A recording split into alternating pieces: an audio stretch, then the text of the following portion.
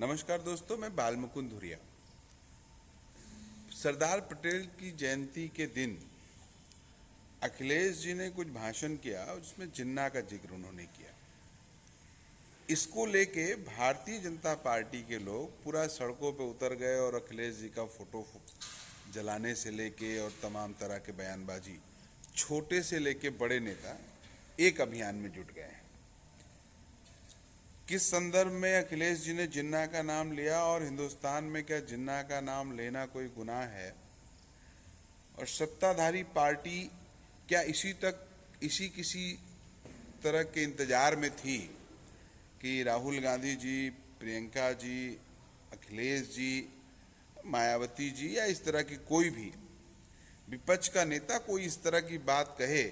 और चूंकि अखिलेश टारगेट में है, अखिलेश जी, क्योंकि अभी अमित शाह ने लखनऊ में अपनी रैली में बोलते हुए पूरा फोकस अखिलेश पे रखा। लग तो रहा है कि भारतीय जनता पार्टी समाजवादी पार्टी को मुख्य ओपोनेंट मान के डरी हुई है, और चूंकि उसके पास 5 साल योगी जी के पास कुछ ऐसा नहीं है वो उत्तर प्रदेश की जनता को बता पाए, तो एक बार फिर से कॉम्युनल गेम हिंदू बना मुसलमान हो जाए और इसी में 14 कोसी 12 कोसी परिक्रमा से लेके राम मंदिर से लेके पाकिस्तान कैराना से लेके अफगानिस्तान और सीए एनआरसी से लेके सारा कुछ घोट घमाट के कि पूरा उत्तर प्रदेश का चुनाव 2022 का इसी कॉम्युनल शेप में लड़ा जाए और पूरे उत्तर प्रदेश में मुस्लिम गैर मुस्लिम बहस शुरू हो जाए।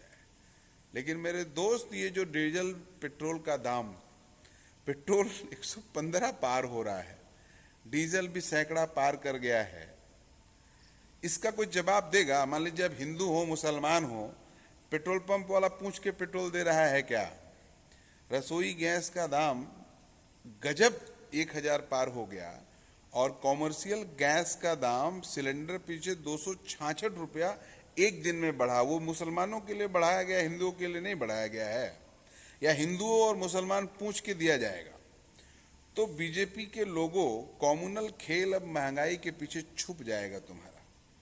ये जो डीजल पेट्रोल रोज महंगा हो रहा है, बिजली के बिल आप महंगा करने वाले हैं, इससे नरक बन गया है लोगों का जीवन। वो हिंदू हो मुसलमान हो, अब पुराने काठ की हांडी दोबारा नहीं चढ़ेगी। आपने कुछ नहीं किया है, आप मान लीजिए आपने कुछ नहीं किया है, 5 साल जनता को धोखा दिया है, फिर धोखा नहीं चलेगा। हमको लगता है इसी तरह से सोचना चाहिए। इनके इस कॉम्युनल खेल में फंसने के बजाय समाजवादी पार्टी को, अखिलेश जी को और उत्तर प्रदेश की जनता को इनसे केवल सवाल करना चाहिए कि रोजगार का क्या हुआ, नौकरियों का क्या हुआ? साढ़ों ने किसानों को चल लिया, अब किसानों को पराली जलाने पे फिर मुकदमा किया जा रहा है। कटीला तार अगर खेत में बांध लो तो मुकदमा किया जा रहा है। छात्रों की पढ़ाई चौपट हो गई। भारतीय रेलवे अपने सबसे बुरे दौर में है। इस सब का कोई जिम्मेदार है? अगर है तो केवल भारतीय जनता पार्टी है, और है तो मोदी जी हैं, है तो योगी जी हैं।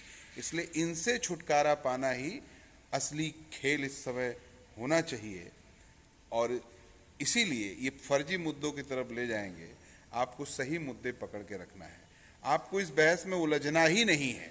बस एक सवाल कि भाई डीजल पेट्रोल फिर कब से 50 के आसपास आएगा? मोदी जी जवाब दो, योगी जी जवाब दो।